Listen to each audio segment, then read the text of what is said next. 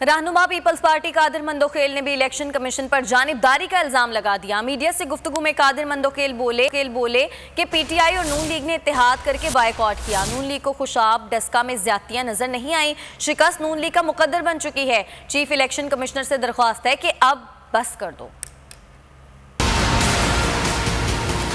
Commission totally नाकाम हो चुका है इस इलेक्शन प्रोसेस को, जबकि जीत हमारी हो चुकी है, वोट हमारे है, मगर फिर इसका ये फॉर्म 47, फॉर्म 46 और आज कंसोलिडेशन का रिकॉर्डिंग का फैसला और प्रोसेस शुरू होने में मुकम्मल नाकाम हो चुका है। इस वक्त भी तकरीबन 9 पॉलिटिकल पार्टीज वहाँ मौजूद है, जबकि पीटीआई और नून लीग ने एहतियात करके बाइकाट किए हैं और पीएसपी और एमक्यूएम ने एहतियात करके बाइकाट की। बाकी तमाम जमातें मौजूद है। तो फिर क्या बात है जब इलेक्शन कमीशन के फैसले में क्लियरली ये लिखा हुआ है कि आप उनका रिकाउंटिंग कर ले। ये कहीं नहीं लिखा हुआ है कि अगर कोई एक आदमी शिकस्त देखते हुए बाइकाट कर ले तो आप जो ये प्रोसेस है वो रोक ले। तो मेरी आपके तौर से चीफ इलेक्शन कमिश्नर साहब से दरखास्त है, बस करो आप बस करो। पहले भी ज्यादती की आपने, आज भी ज्यादती करे हो। ये ज्यादती आपको डस्का में नजर नहीं आ रही।